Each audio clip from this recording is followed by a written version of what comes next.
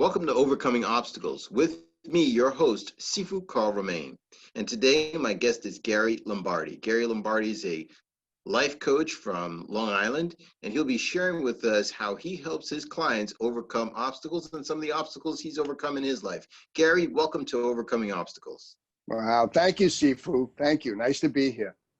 Great, Gary. We're excited to have you here, and we're just going to jump right in. And what I want you to do is just share with everybody your story. Just tell us a little bit about yourself. Well, my story begins at about age 45. I met my future wife. We fell in love. We got married. We opened antique stores together on Long Island. We had several stores doing very well. We bought a home on the Long Island Sound. We spent 2 years renovating, and life was wonderful. You know, it was just wonderful. It sounds wonderful. It sounds like you had a lot of great things going on. And I understand you're very close to your dad. Your dad came out and spent a lot of time with you? Yeah, my father would come out quite often, spend the day watching the renovations, come with us to the store in between. You know, we went back and forth from doing the renovations. I was actually the general contractor on the home. So, you know, and then come with us to the store. So yeah, he would come and spend time, and he's always been my best friend and champion. Wow. He must have a very big influence on your life, yes? Yeah. He's always been the biggest influence on my life. Always encouraged me, taught me great lessons that I have with me today. Lessons of positive thinking, belief, a way of thinking. Yes. Yeah, that's awesome. And so when you face challenges, now what were the challenges that you faced, first of all? And then how did your lessons from your dad help you? Yeah. So, you know, like I said, you know, we were on top of the world. Life was great. We were prosperous. We were having fun doing business. We were having fun building our home.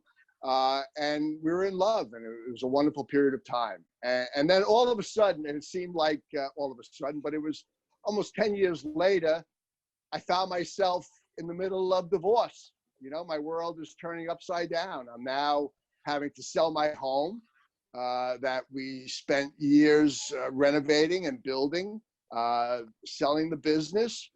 And, you know, and if that wasn't bad enough, at the same period of time, my father and best friend passed away.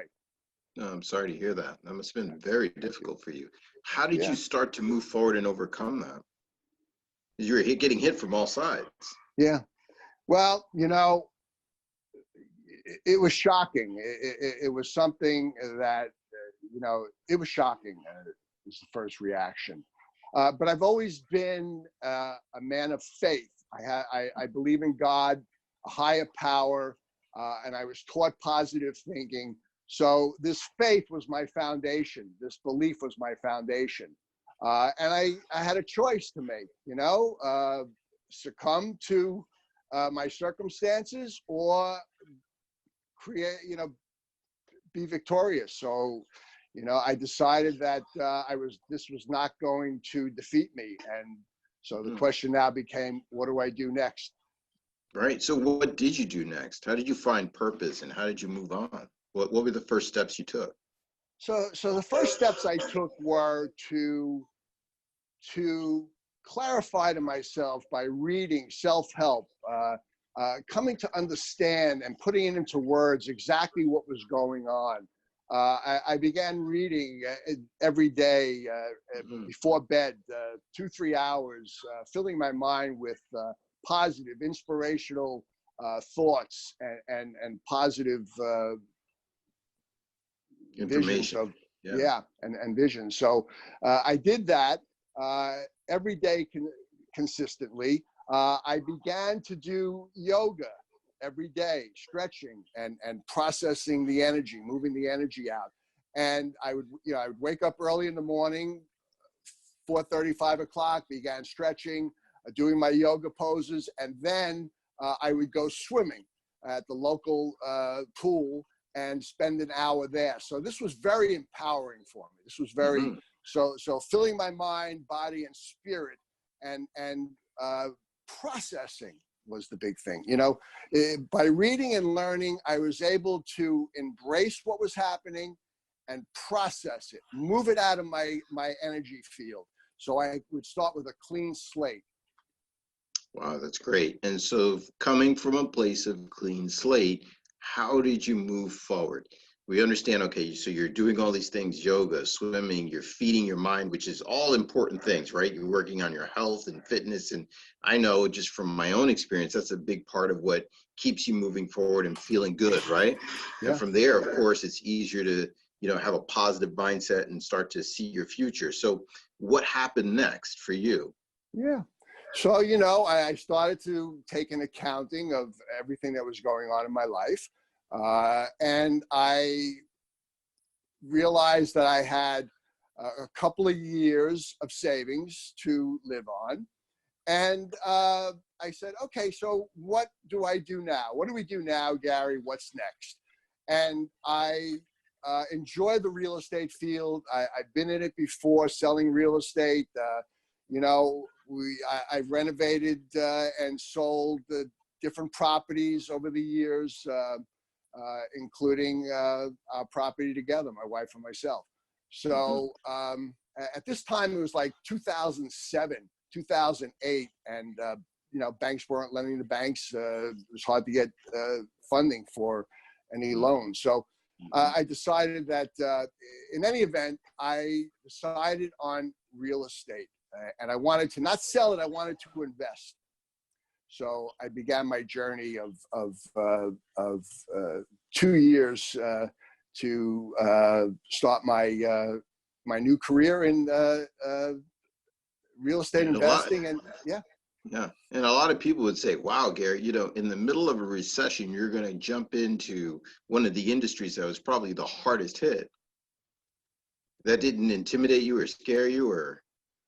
No, I always remember my father's words, and he would always say throughout the years, always remember, no matter what's going on in the economy, people will be crying and the world's coming to an end. We're not, it's so difficult. Don't get involved. He would say there's always the winners and there's the losers. There's always something happening. There's always people succeeding. So, I took that advice. Especially with my faith in God, I just believed that there is a way, and I was going to make a way. So I began my journey. So what was the way? What was the end result? What happened? Were you able to start your real estate company? Were you able to make the comeback? Yeah, it took about 2 years. It took about 2 years of unshakable faith. I got online. I actually bought my first computer, I did the books in our business manually prior to this. There was really no need for it. But at this point, I bought a computer and I started to reach out to the universe every day. I would Google and just different, real estate investors, partnerships for profit, whatever it would be, just to lead me somewhere. And this became daily. So at night, I would read inspirational stories and the morning do yoga and swim, and then I would get online and I would start reaching out to the universe and different people and looking for a fertile market to invest in and the right people or person to get involved with, because now you're going to invest money and real estate is you have to cross your T's and dot your I's. So then you found a partner. Yeah. So, it took about 2 years. I went through, I met different people throughout those 2 years, different locations in Florida, in Texas, in LA, Brooklyn, New York. Some of the areas were fertile for potentially investing and renovating real estate and investing. And, but, then I always had this ability to discern and make decisions. And I felt at a certain point, the people that I would be getting involved with were not going to be good and healthy for for growth in this area. So, I walked away. We had no paper signed, we had no deals, and just walked away. So I had that discernment power to not get involved no matter what if I didn't feel all circumstances were a go. And then you found your partner. So then one day I'm online, and this is almost 2 years, and I'm reading an email, and I had to visualize as I'm reading and I'm online who's on the other side of this, this email, this letter, what's being by words that are being said, the way it's being said, because I'm not only looking for a location to invest, but I'm also looking for a partner to partner up with to leverage each other's assets. One day I'm online and I'm reading an email, and it just sparked me, and I just picked up the phone. I made a call, and this young guy answers the phone, Philadelphia, the property he was selling. He was selling a property online in Philadelphia. We started talking, and he, nice guy, wasn't selling anything. He said, I think you may want to come down to Philly, see what I'm doing. This was like July, August, late July. He says, I'm finishing up 2 triplex buildings, getting ready for the school year. So he was doing apartment buildings for student housing. And so subsequently, a week later, I got in my car, went to Philadelphia, and pulled up on site and met. Here was this young guy in his mid-20s, early to mid-20s, tall, lean, with a very clean aura about him. I pick up on energy and auras, so that was important to me also. So he had this great aura. He had this presence about him, looked you straight in the eye, and he wasn't selling anything. He was confident in what was going on. So we went inside, we looked at the 2 buildings, the renovations were being wrapped up, the kitchen, the tiling, the bathrooms, everything, the last minute details were being touched up and finished up. And we went inside, and I could just see that there was control over these projects, that he's in charge, they're his projects, and this says a lot about him, what's going on here. So we did that. We spent the rest of the day looking around Philadelphia, projecting out what we can do together and what the possibilities are here and in Philly. And at the end of the day, I said to him, if what I'm looking at is real, and I believe it is, everything, the projects, the potential, I said, I'm ready to do business. And we went from there. It took actually another year before we acquired our first property together, got bank funding for it, had it was a building that we actually took this one down. We did all gut rehabs moving forward. Total gut rehabs. This was a tear down and a build up. It was a duplex, and it was bank funded. And if we had a couple of thousand a piece in the deal, that was a lot. And we put it together, and we were bringing in a positive cash flow after all expenses, taxes, everything involved, monitoring, alarm systems, and we went on from there to acquire together other apartment buildings in the area, do total gut rehabs, rent them out, and we maintained a positive cash flow in all that we did. So it was really, what was interesting is I had a mission statement prior that I was looking for before I got involved and met my partner down there, Doug. I had a mission statement. I'm looking for the youngest and most brilliant of real estate minds, and key was with integrity, honesty, integrity. Mm-hmm. And when we hooked up and met, this came true, because 2 years I walked away from a lot of deals and people because I didn't feel they were clean and good deals and were going to work out. But this one I did. And from what I met in the beginning and what I believed and what I saw held true for our whole relationship of 10, 12 years together. And we're still together with investments in Philadelphia. No, that's great. Congratulations. I'm glad Yeah. it all worked out. So now you're Yeah. a coach. So why do you want to coach people? You know, life, you continually grow and learn.